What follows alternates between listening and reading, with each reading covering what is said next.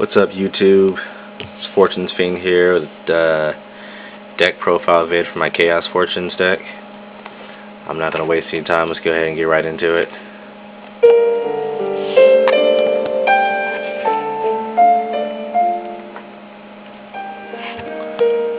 First off, I run, of course, 3 lights.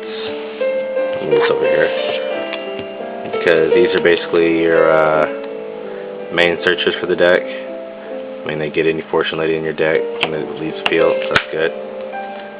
Then I got 3 darks, basically your main beater, and gets your draw engine out of the graveyard.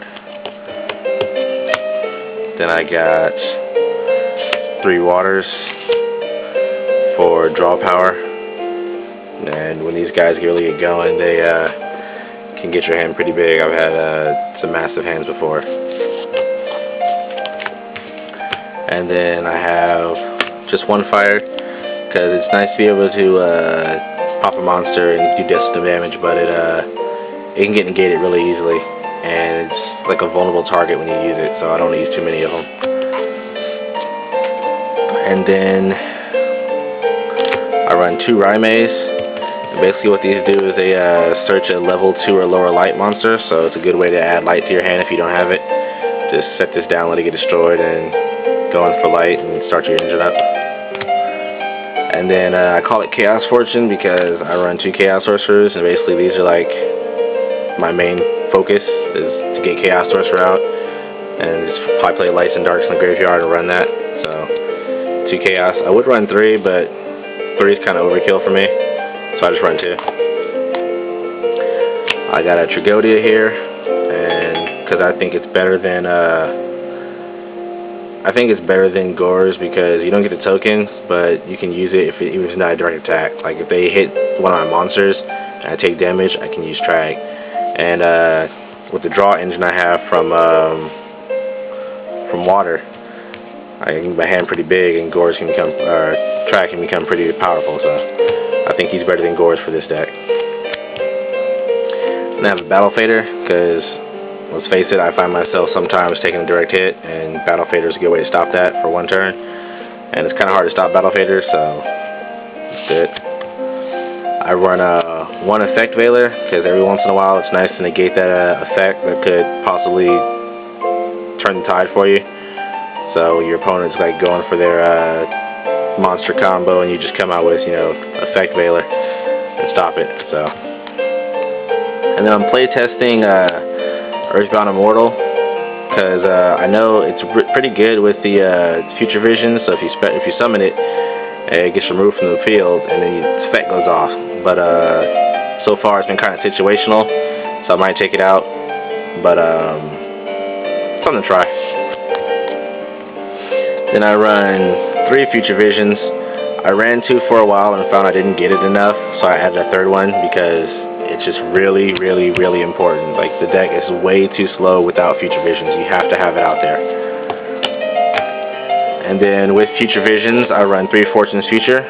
So, like, basically, I remove a Fortune Lady and Fortune's Future, add it back to the graveyard for dark, and I get 2 cards out of it, so it's a good +1. I have a Terraforming to search out the Future Visions, because that's just important. Like I said, deck is way too slow without Future Visions. You need to get that as fast as possible.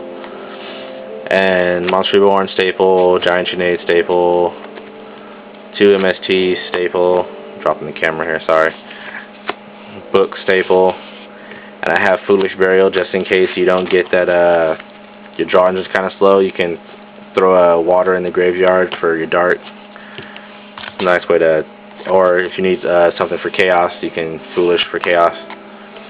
I have a 1-for-1 to go ahead and get out light, because like I said, you have to have light. It's like, if you don't have light, your deck is pretty much going to run really slowly. So like 1-for-1's there.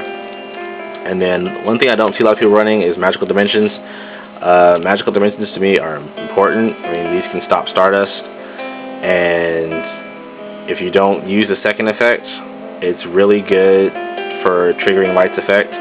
Basically, you can bring out light, use this, and Sinner effect off. You get another spellcaster, and you get lights effect. But if you use that second ability to pop a monster, then you don't get the lights effect and miss the timing. But it's a good way to like kind of catch your opponent off guard. They're not really seeing it, and I've taken out a bunch of Stardust with this, and it's just kind of really fucked them over. And I got 3 compulsories for traps, because good anti-synchro, and a good way to trigger lights effect. You know, summoner, compulsor back to your hand, and then if you draw into future visions next turn, you can go ahead and use it with future visions. So it's a good way to kind of use and abuse. And then I run 2 bottomless staple, because it's like, you know, saved my ass a couple times. Got a Mirror Force and Torrential, and I don't synchro with this deck because I tried it for a while, but it didn't really work out for me. It was too cumbersome. It was too much going on, so I just took it down a notch and decided to focus on just basically using the engine with Chaos. And so far it's worked out pretty nice. I mean, I haven't won any tournaments with it, but I haven't done terribly bad, except for that one time that I kind of was tweaking it and I got myself down to like 16 monsters, and I just had a bunch of shitty pulls, shitty draws. So as long as you're drawing good and you can get your draw engine started pretty quickly, this deck is a really fun deck to play. I love it. I never get tired of playing it. It's always fun. And yeah, I recommend trying it out. It's a great way to...